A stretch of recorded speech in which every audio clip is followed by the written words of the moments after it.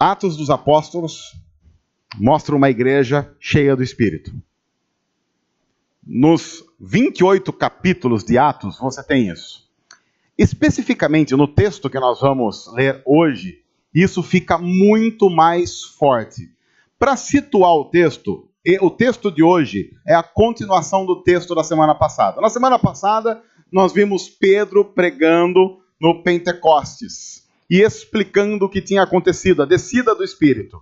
E Pedro prega, fala sobre Jesus, Pedro audacioso, colocando o dedo na cara do pessoal, dizendo: vocês crucificaram Jesus, mataram Jesus, vocês se juntaram a homens perversos e mataram o Filho de Deus, mas Deus o fez Senhor. Ele prega sobre Jesus, e no final da pregação, pelo menos 3.000 pessoas são batizadas.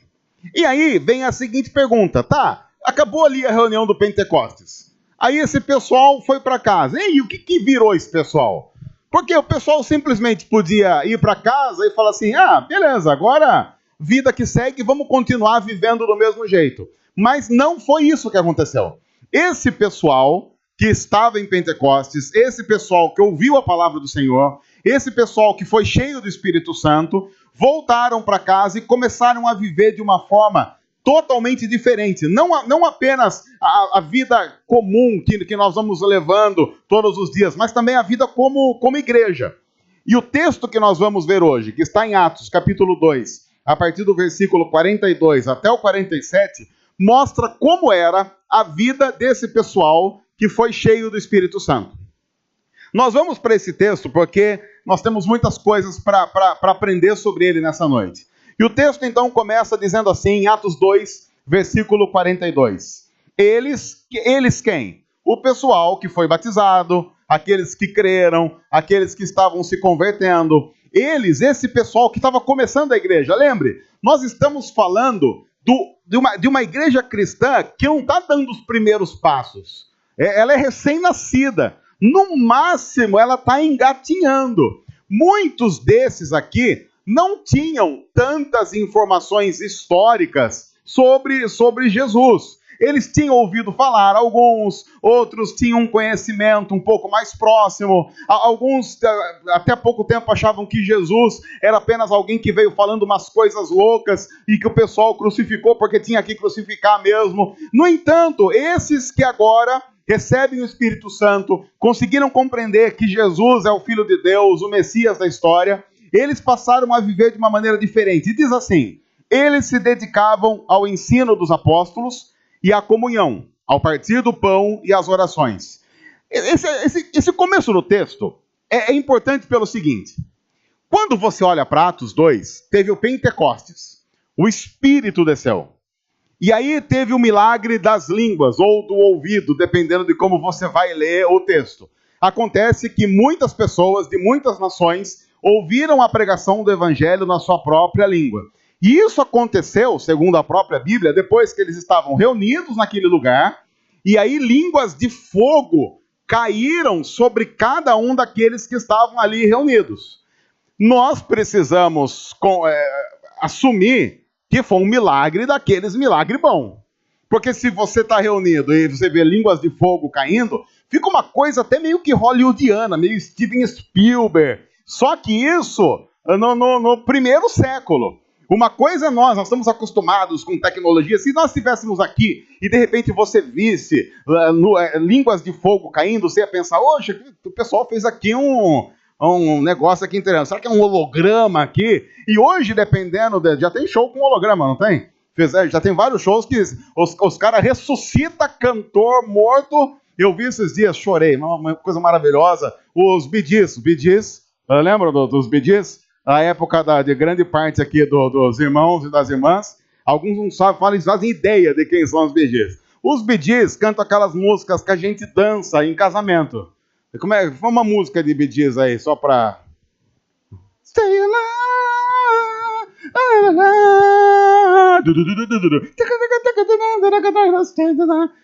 Essa daí é Bee Gees. E aí, só que os caras estão morrendo. Morreu, são 3. Morreu 2 ou 1?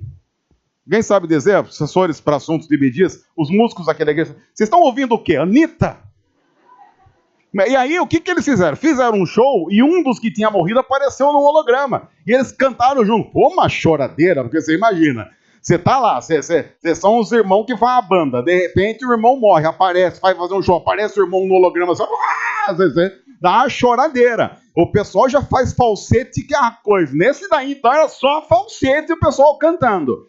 Então, nós estamos nessa geração que nós estamos acostumados com efeitos especiais.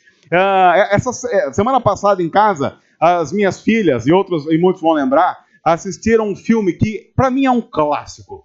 Um clássico da história do cinema mundial, um filme que marcou gerações, um filme que deve estar na mente e no coração de muitas pessoas da minha época, chamada Os Goonies. Lembra dos Goonies? Quem aqui assistiu Os Goonies? Quem não assistiu deve assistir, mas as minhas filhas foram assistir. E uma das minhas filhas não gostou porque, assim, ele não tem lá muito... É um filme da década de 80, com todas as limitações de um filme da década de 80. E essa geração está acostumada agora com filme, com a coisa toda cheia de firula. O pessoal da igreja primitiva não está também acostumado com firula. E de repente, se eles estão num culto, aparece língua de fogo, esse pessoal fica louco. Agora imagine esse pessoal voltando para casa, logo depois do Pentecostes. Esses caras estão tinindo assim, agora agora o mundo não aguenta nós, agora a gente vai alcançar tudo e todos para Jesus. Eles vão viver a vida. E a primeira característica, e olha que interessante, a primeira característica dessa igreja, que viu os sinais acontecendo, o Espírito Santo descendo, a primeira característica que a própria Bíblia diz que marcava a vida desses caras era o quê? Ensino dos apóstolos. Olha que coisa louca. Eles viram a descida do Espírito Santo.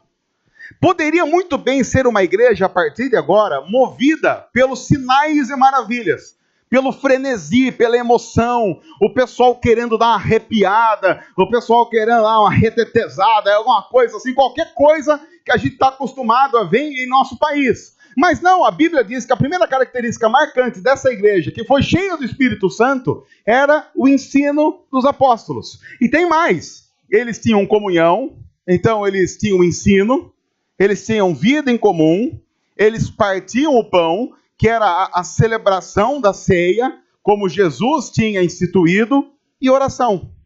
Olha as primeiras características dessa igreja, e diz se essa igreja é do fogo ou não é do fogo. Muita gente poderia dizer assim, é uma igreja bem normalzinha, né? É uma igreja que você olha e fala assim, imagine se eu chego para vocês, eu falo assim, poxa, eu estou mudando de cidade e eu queria indicação de uma igreja na cidade que eu vou morar. E aí eu falo assim para você, puxa, eu tenho uma igreja excelente para você. Pô, e como que é a igreja? A igreja é grande? Não sei. Mas tem muito jovem na igreja? Não sei também. Mas a igreja, como que é a banda da igreja? Eu também não sei como é que é a banda da igreja. O pastor prega bem? É pastor que prega bem? Então... não sei.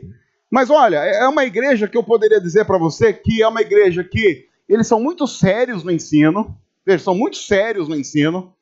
Eles têm a vida em comum ali, eles gostam de repartir as coisas entre eles. Eles fazem a ceia e oram.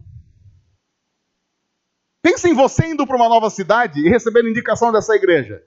Provavelmente, vivendo na época em que nós estamos vivendo, a gente pensaria assim, não sei não, porque eu vou lá para ver, porque a igreja só tem isso mesmo.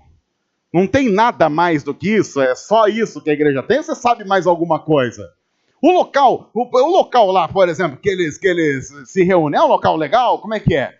É fácil de estacionar? Fica perto do centro? Como é que é? Não sei, eu só tenho essas informações sobre essa igreja. É a única informação que eu posso passar, porque eu não tenho outra. Eles são sérios no ensino, eles têm comunhão entre eles fazem a ceia, eles partem o pão, e eles gostam de orar juntos. É o que eu sei sobre eles.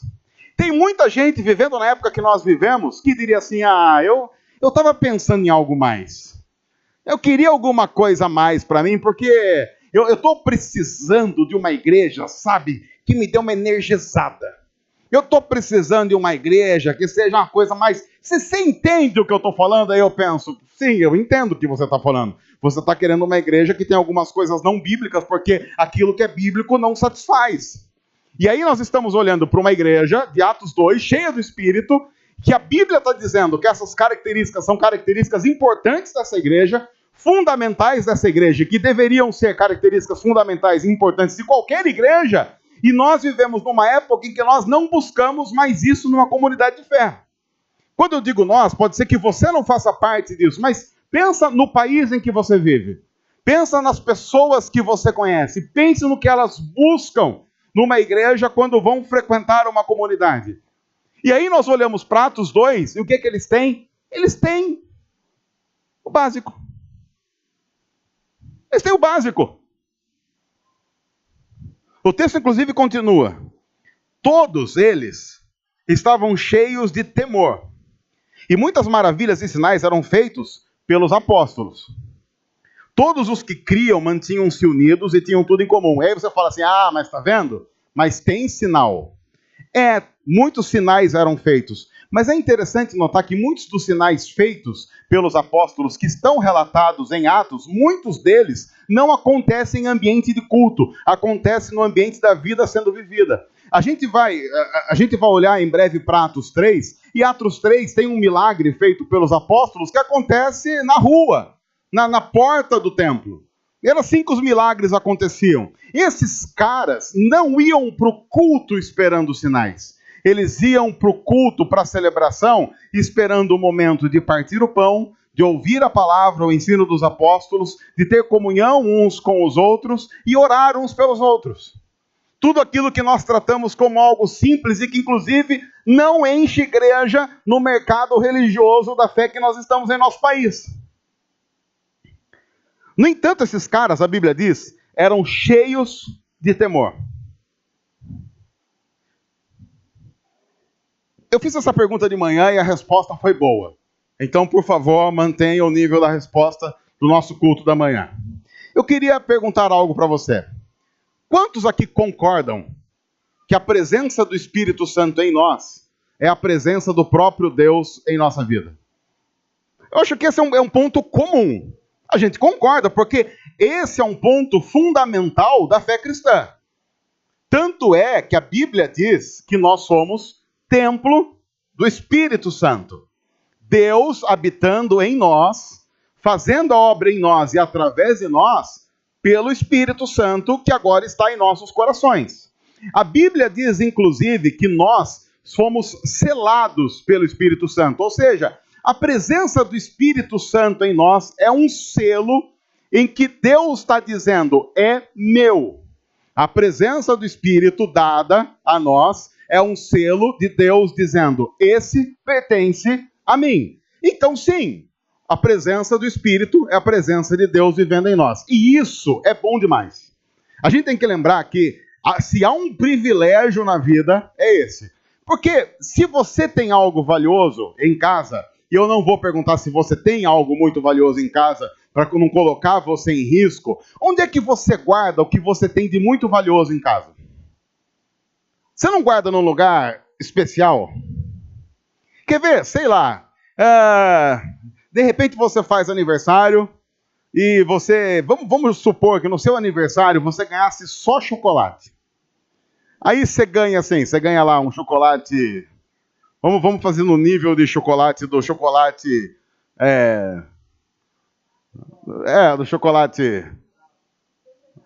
o parafina pura... Até os chocolates lá. O chocolate parafina pura é aquele chocolate da nossa infância, o guarda-chuvinha. Lembra? A gente já falou sobre isso. Lembra de comer o guarda-chuvinha? Era gostoso porque a gente era criança. E quando a gente é criança, a gente comia terra. Quer dizer, a gente não tinha muito referencial do que era bom. Porque pessoas que comem terra... Eu sei de pessoas dessa igreja, eu não vou citar nomes, que comia aquele tatuzinho. Como algumas pessoas já estão se entregando aqui. Eu não estou entregando ninguém. Comia aqueles tatuzinhos. Então, para quem come aquilo, aquele guarda-chuvinha, e aí, você lembra como aquilo grudava na boca? Uma coisa assim que... aquilo ficava 3, 4 dias na boca. Ah, parafio, você podia colocar um fio e acender uma vela e cantar parabéns. Aí, sei lá, se você vai subindo de qualidade, qual mais que tem? Bom? Moranguete. Mas o moranguete, ele tá no nível chulé ainda, mas já não é aquele chulé, assim, do tipo, mas tá lá, assim, tem um recheinho rosa ali, tá uma gracinha ali. Lembra, eu tinha saudades, né, daquele do cigarrinho de chocolate? Coisa maravilhosa aquilo, né? Aquilo era, eu lembro de fingir que estava fumando. Aquilo que era uma sensação maravilhosa. Tinha a moedinha, ainda tem a moedinha, né? Tem a moedinha, e vamos subindo, aí sei lá, aí vamos começar a subir na categoria. Aí tem os mais, aí tem alguns que já são legal até hoje. Eu gosto de Prestígio, por exemplo, não sei você, Prestígio eu acho um negócio legal. Sei. A minha filha pequena odeia coco, então tem uma alegria em casa, porque quando tem Prestígio vai ficar tudo pra mim mesmo, então é uma bênção. O que mais? Aí tem batom é bom, batom já é legalzinho, batom, tem o bis, aquilo ali eu não sei. A gente precisa analisar esse negócio de bis aí, que o pessoal coloca cocaína nesse negócio aí, que esse negócio está viciando isso daí. Isso daí, agora tem vários bis, né? Agora tem o bis, agora tem o bis negresco, tem o bis black, tem uma porcaria lá de bis limão. Se você gosta disso, vamos orar, viu, gente? Vamos libertar isso aí, que aquilo ali, o inimigo colocou joio no meio do trigo, aquilo tá errado. Aí tem Lolo, lembra do Lolo? Na época da gente, Lolo. E o que mais? Sensação. Aí já começa a dar aquela, opa! Aí de repente, e aí no aniversário você ganhou lá. Você ganhou o guarda-chuvinha de chocolate. Onde você guardou? Guarda-chuvinha de chocolate. Você não guarda, você deixa à vista.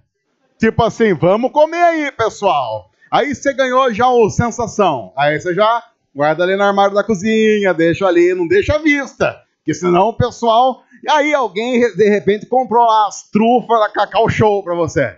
Aí você deixa as trufas da Cacau Show lá em cima da mesa pra qualquer um pegar? Você também não deixa, você já... Aí, de repente, você ganhou aí já uma coisa mais, sei lá, vamos... O quê? O que é que... O lindo? Quem que é o... Não, o Reginaldo tá chamando você ali. Tá ali. Aí você ganha aquele Lindt, que é o chocolate... Ele é suíço. Você ganhou o Lindt. O Lindt, você deixa guardado aonde? No cofre.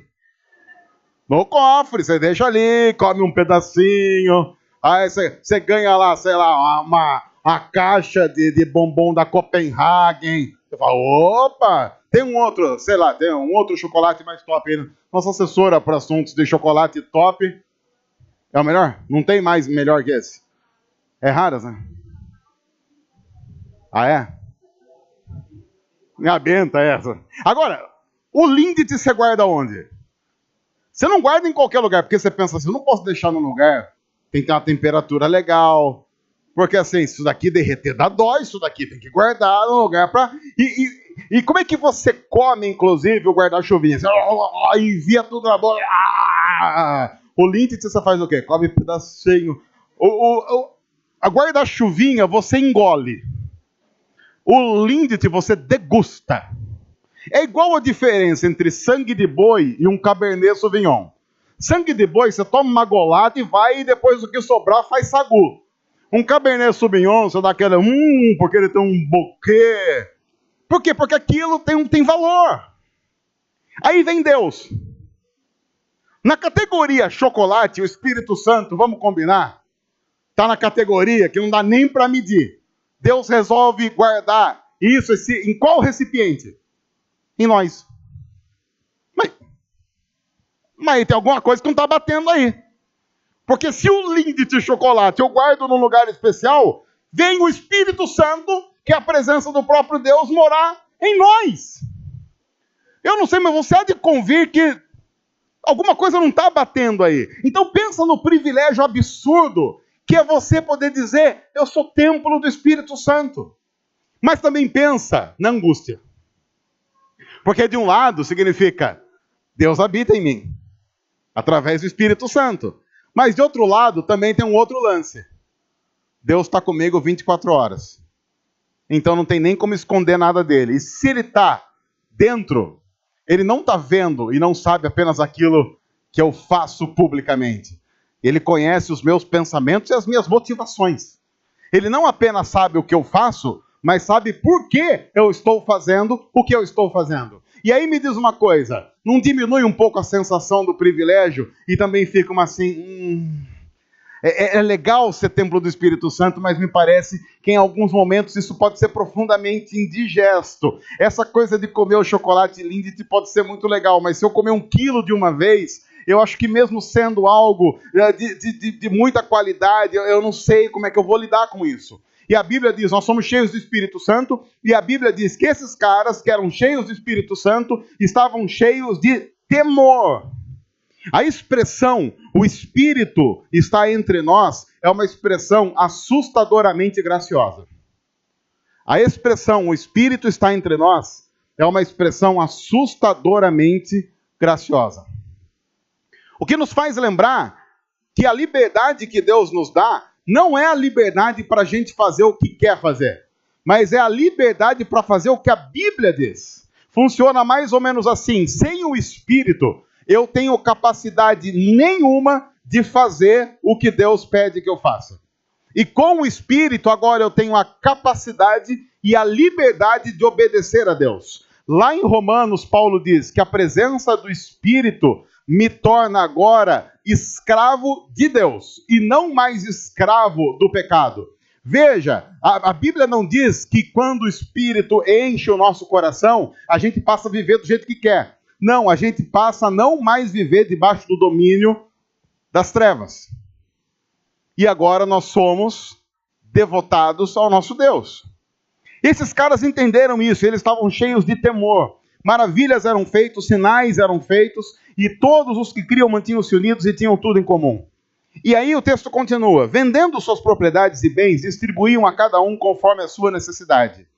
Todos os dias continuavam a reunir-se no pátio do templo. Esse texto não é um normativo do seguinte, você tem que vender a sua propriedade e entregar. Não, esse não é um texto normativo para isso. Mas é um texto que está dizendo assim, esses caras eram proativos. O que eu quero dizer com isso? Eles não esperavam a instituição fazer aquilo que eles individualmente deveriam fazer. E essa é uma coisa que na cultura do brasileiro é muito forte. Nós brasileiros esperamos a instituição fazer aquilo que nós sabemos que nós deveríamos fazer. E você já notou como nessas eleições isso tem ficado muito forte? A gente espera que com a eleição de um candidato, seja ele qual for, e agora a gente já sabe qual é, tipo, agora a instituição vai fazer algumas coisas que vão mudar o nosso país. Eu não sei se a instituição tem essa capacidade. Porque pensa bem, Réveillon. Estamos aí chegando ao Réveillon. Aquele momento maravilhoso em que você vai seco comer aquela maionese e você descobre que tem maçã. Que é o inimigo jogando seu pecado na sua cara e falando que você não presta. Você vai comer aquele arroz e você fala, gotas de chocolate. Não, são passas. Se fosse gotas de chocolate, ficava muito melhor. Aí o pessoal vai fazer contagem regressiva. Você liga lá na Globo para acompanhar os fogos em Copacabana, porque nós que é pobre, a gente acompanha os fogos em Copacabana onde? Na TV, lá na Globo. Filho. E depois tem o show da Ivete Sangalo. Todo fim de ano é a mesma desgraça. Contagem regressiva na Globo e depois o Extravasa libera e joga tudo pro ar. Eu quero ser feliz e mais nada. Fica cantando essa desgraça. Você já tá... Oi? Que seja a Cláudia Leite. A Cláudia Leite é uma cópia mal acabada de Ivete Sangalo. Pronto, falei. E essa é a briga que eu quero lançar agora que acabaram as eleições. Cláudia Leite ou Ivete Sangalo? Sexta-feira no Globo Repórter. E aí o pessoal começa, 10, 9, 8, 7, e aí 0, e aí se abraça, aquela coisa toda, e da 00:05 o pessoal tá assim,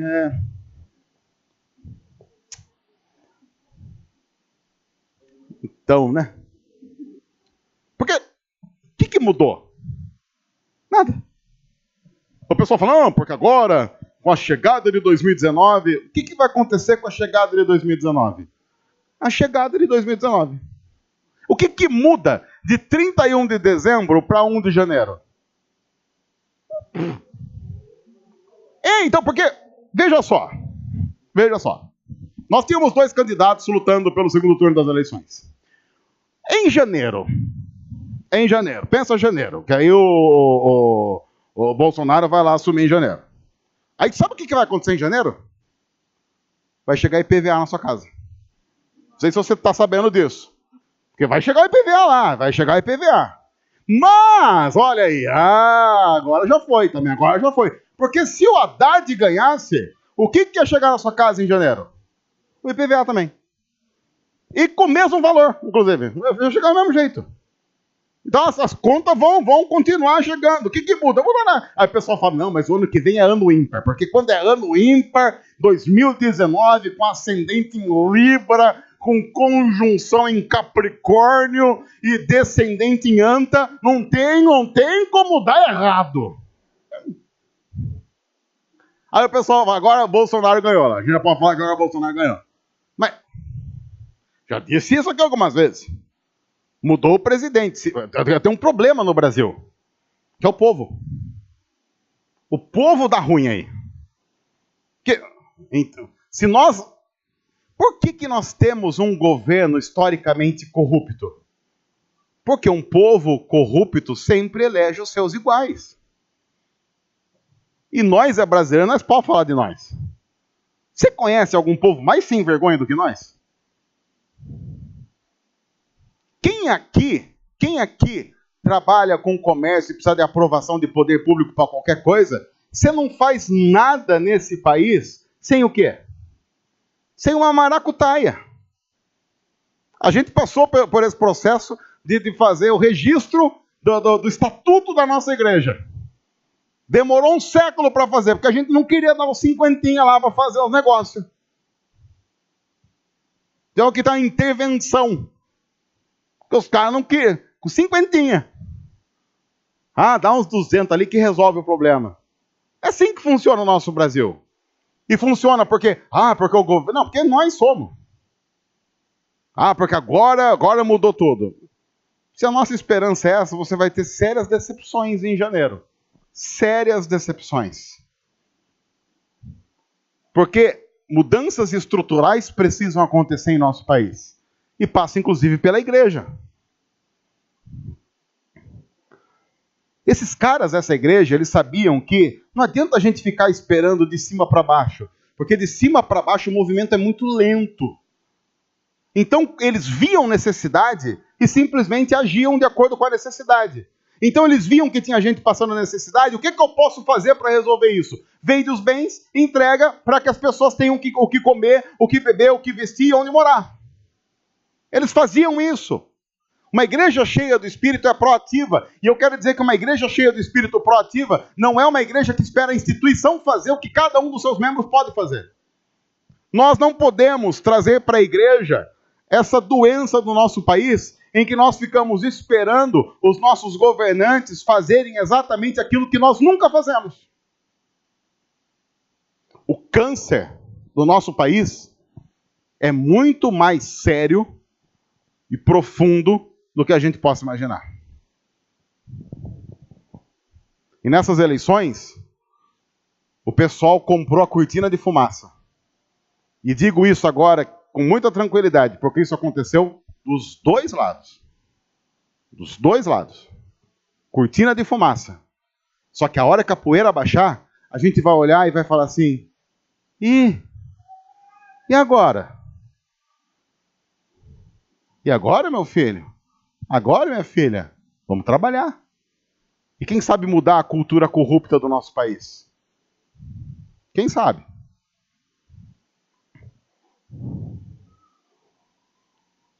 E aí a Bíblia diz que eles continuavam a reunir-se no pátio do templo. E aí eu quero dizer algo importante sobre essa igreja. Porque eles não achavam que eles eram uma ruptura do judaísmo. Os primeiros cristãos não achavam que estavam fundando uma nova igreja. Eles achavam que estavam reformando o judaísmo.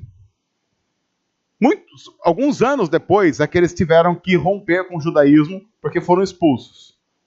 Então, até aquele momento, veja, eles continuavam a reunir-se no templo, ali de Jerusalém, todos os dias.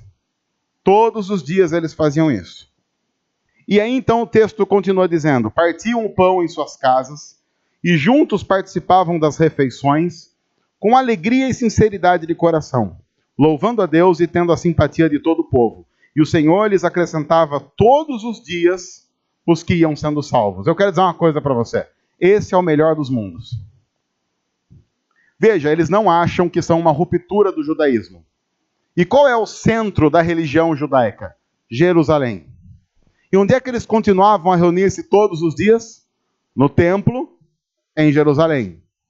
Partiam o pão de casa em casa. Participavam das refeições com alegria e sinceridade de coração, louvando a Deus e contando com a simpatia da vizinhança. E dia a dia o Senhor ia acrescentando os que iam sendo salvos. Gente, não tem situação melhor que essa. Uma igreja em que as pessoas têm tudo em comum, se reúnem todo dia, partilham o que têm, a vizinhança gosta deles e eles estão crescendo porque o Senhor está acrescentando. A gente poderia dizer, não tem nada a acrescentar aqui, é só viver essa vida e agora esperar Jesus voltar. Só que tem só um problema. Em Mateus 29, Jesus deu para os seus discípulos um negócio chamado a Grande Comissão. E a Grande Comissão diz assim: ide ou vão por todo mundo e preguem o evangelho a toda criatura. Quem crer e for batizado será salvo, quem porém não crer será condenado. Qual era a grande comissão dada aos discípulos de Jesus? Vão por todo mundo. E aí em Atos 8, nós vimos isso na primeira mensagem dessa série, o que Jesus disse para os seus discípulos um pouco antes de ser levado aos céus? Vocês receberão poder ao descer sobre vocês o Espírito Santo, e vocês serão minhas testemunhas em Jerusalém, Judeia, Samaria e até os confins da terra. Esses caras, porque estão vivendo o melhor dos mundos, e não é problema eles viverem isso, eles estão começando a cair num grande erro, que é a centralização da vida e o abrir mão da missão. Para onde é que eles tinham que ir? Até os confins do mundo. E para onde é que eles foram? Única e exclusivamente para Jerusalém. Serão minhas testemunhas em Jerusalém, Judeia, Samaria, até os confins da terra. E até esse momento, a igreja está limitada somente a Jerusalém. Eu quero dizer com isso que o melhor dos mundos pode ser uma grande bênção, mas ao mesmo tempo é o maior perigo para a igreja de Jesus. Se há uma coisa perigosa para a igreja de Jesus, é um tempo bom. Porque na história, nunca a igreja de Jesus se deu muito bem em épocas tranquilas. Tanto é que estatísticas hoje demonstram que, sabe qual é um dos países em que a igreja cristã mais cresce? Um dos países no mundo hoje em que a igreja cristã mais cresce, sabe qual é? China. Onde há uma forte perseguição à igreja cristã. Alguns levantamentos dão conta de que se o governo chinês dissesse hoje, olha, está liberado, pode ser igreja, acabou qualquer tipo de perseguição, qualquer tipo de restrição, quem é cristão aqui pode exercer a sua fé. Alguns levantamentos dão conta de que iriam aparecer na China 300 milhões de cristãos. Alguns levantamentos dizem, nós temos hoje na China 300 milhões de cristãos em profundo crescimento e expansão, debaixo de pedrada. Para você ter uma ideia do que significa 300 milhões de cristãos, é só você lembrar que o nosso país tem cerca de 200 milhões de habitantes. Há o nosso país e meio só de cristãos na China. Um outro país onde estatísticas mostram que há um crescimento muito, muito forte de cristãos, Coreia do Norte. É absurdo, porque sempre na história que a igreja passou por períodos de perseguição, ela cresceu absurdamente. E aí a Bíblia diz que esse pessoal tinha tudo em comum. Não há problema ter tudo em comum, não há problema partir o pão, não há problema ter singeleza, ter alegria e estar juntos, mas desde que isso não seja um incentivo para não fazer aquilo que o Espírito Santo faz de principal em nós quando ele nos enche, que é sermos testemunhas até o fim do mundo. O que logo depois Deus e não o diabo faz na história? Deus e não o diabo chega para uma autoridade e dá a seguinte ideia: e se perseguir a igreja, hein? O que você acha? Aí a autoridade, ouvindo a voz de Deus e não do diabo, diz assim: boa ideia, é o que eu vou fazer. Cai uma forte perseguição sobre a igreja. E onde é que vai parar crente? Vai parar crente até o fim do mundo. Tanto é que quando você lê a carta de Pedro no Novo Testamento, a carta de Pedro começa dizendo assim: aos irmãos da dispersão. Quem são os irmãos da dispersão? São os cristãos que, por causa da perseguição, foram espalhados pelo mundo todo. Esse texto de Atos é um texto que nos incentiva a ser igreja, mas também nos dá um alerta. Cuidado ao receber graciosamente de Deus coisas boas que somente Deus dá, se acostumar tanto com o conforto que você deixe de cumprir a missão, achando que está vivendo a vida como igreja sem cumprir a missão. E não existe igreja sem missão. Não existe igreja sem missão. Não existe uma pessoa cheia do Espírito Santo sem um desejo de testemunhar de Jesus, não apenas no ambiente religioso, mas principalmente fora do ambiente religioso. Nós vivemos num país que nos dá um grande conforto para sermos cristãos. Um grande conforto. E eu quero dizer que eu não oro para que venha perseguição sobre a nossa igreja. Eu não oro pelo fato de eu não sou masoquista. Mas que cada vez mais, olhando para a realidade da nossa igreja, que seria bom, seria. Já imaginou vindo uma perseguição sobre a igreja cristã em nosso país? Quem que sobra?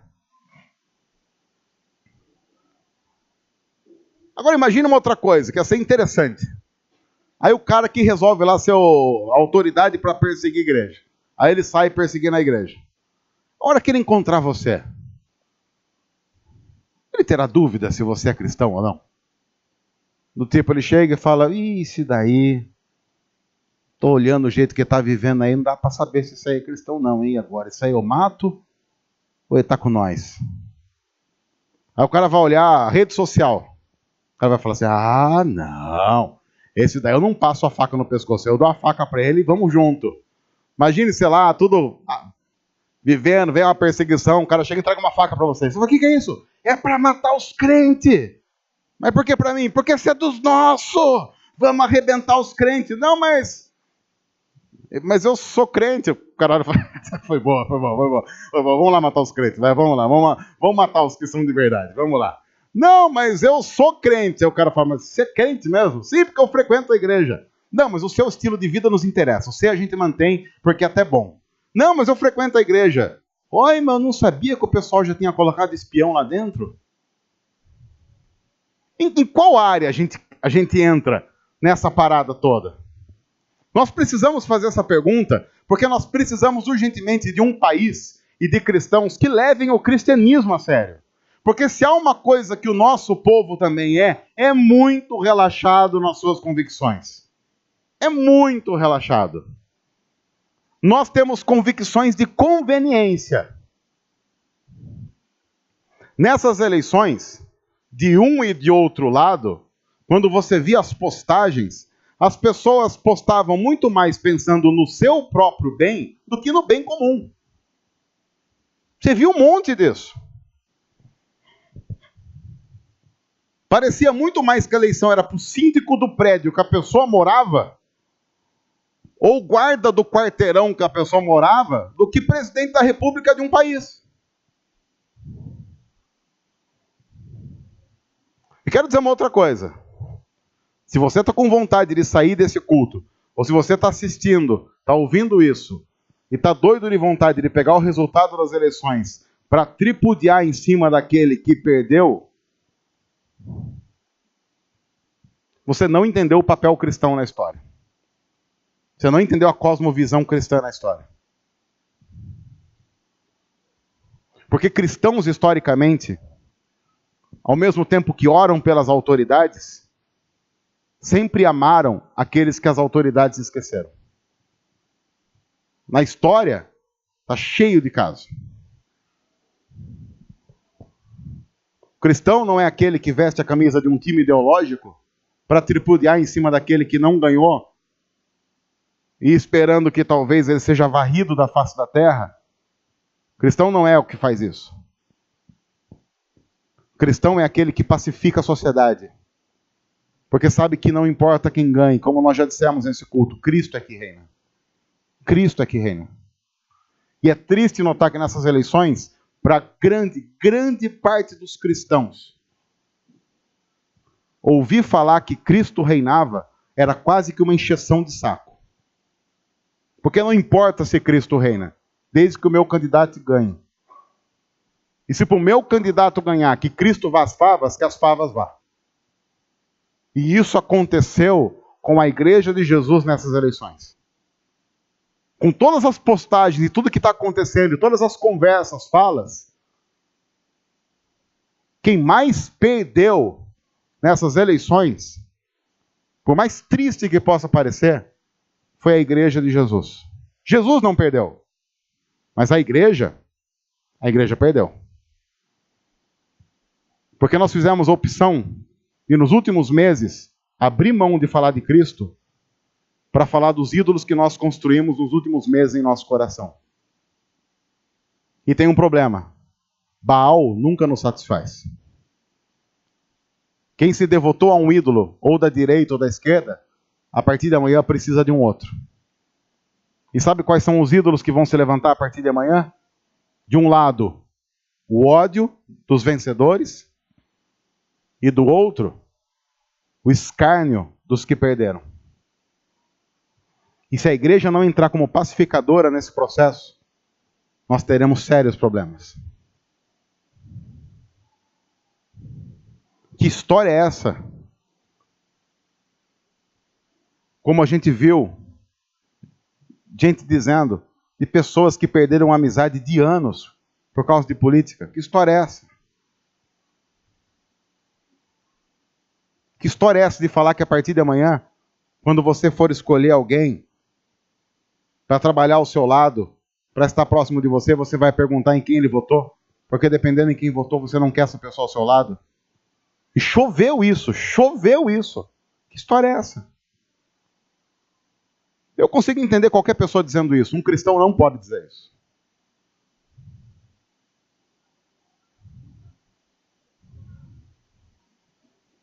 Uma eleição em que um monte de gente que nunca quis nada com o cristianismo começou a usar a Bíblia porque interessava usar a Bíblia. E um monte de cristão que deveria usar, abriu mão de usar. Vai entender um mundo desse? E no fim, o que eu acho é que nós terminamos essas eleições com algumas pessoas celebrando por algum tempo e o diabo rindo da nossa cara. A igreja de Jesus precisa se arrepender dessas eleições. A gente deveria ter o mínimo de vergonha de correr para as nossas redes sociais e apagar um monte de coisa na esperança de que não tenham printado aquilo. Porque a Nossa Senhora dos Prints não perdoa. Gente, os poderosos dessa nação, dominados por um sistema demoníaco, estarão jantando juntos amanhã. Amanhã os banquetes à la caviar e Dom Perignon estarão preenchendo a esquerda e a direita nesse país. E a gente brigou com o vizinho, que às vezes compartilhava um bolo de fubá e um cafezinho às 4 da tarde com a gente. Que vergonha! Que vergonha! Que vergonha! A Igreja de Jesus, sempre que perdeu o foco de que a missão é propagar Cristo, e não qualquer outra ideologia, se deu muito mal. Mas quem cuida da missão é Deus. E Deus é zeloso em cuidar da missão dele. Porque Deus é zeloso em cuidar da igreja dele. E eu quero encerrar essa mensagem nesse domingo que é histórico para o nosso país. Com uma expressão que eu temo que nos seja muito cara e muito sincera nos próximos meses e anos. Que o Senhor tenha misericórdia de nós.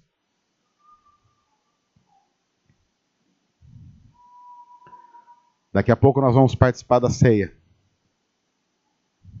Nós vamos comer do pão e beber do cálice.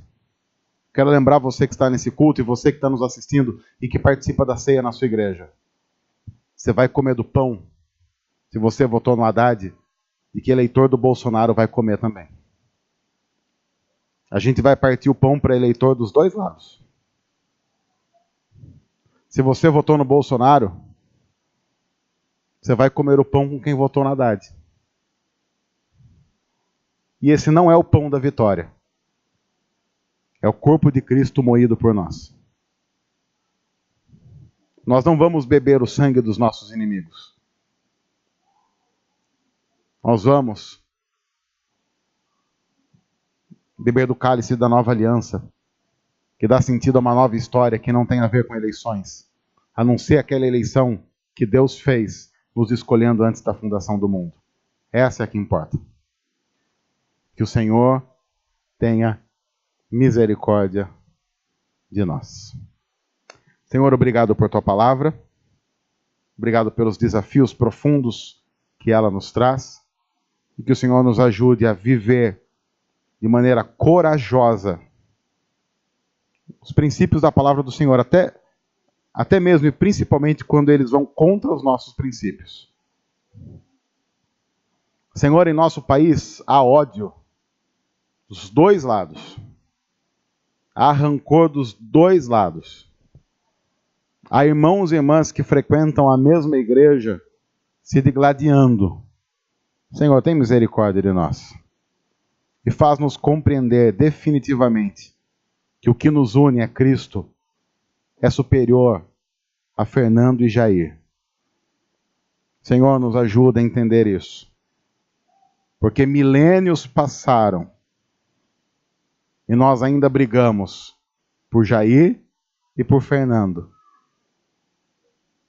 E quando somos chamados a lutar por Cristo, nós simplesmente dizemos que não queremos fazer isso para não comprar inimizade. Senhor, quebra a nossa hipocrisia e dá-nos a coragem de testemunhar de Jesus, como homens e mulheres cheios do Espírito fazem em toda a história. Em nome de Jesus nós pedimos. Amém. Olá pessoal, tudo bem? Você pode abençoar muito o nosso ministério fazendo o seguinte: se inscrevendo em nosso canal, deixando o seu joinha aqui embaixo, comentando e compartilhando essa mensagem com outros. Vai abençoar muito o que nós temos feito aqui e vai fazer com que outras pessoas possam ser transformadas pelo amor de Jesus através da mensagem do Evangelho. Deus abençoe, obrigado, que Deus cuide de cada um de nós.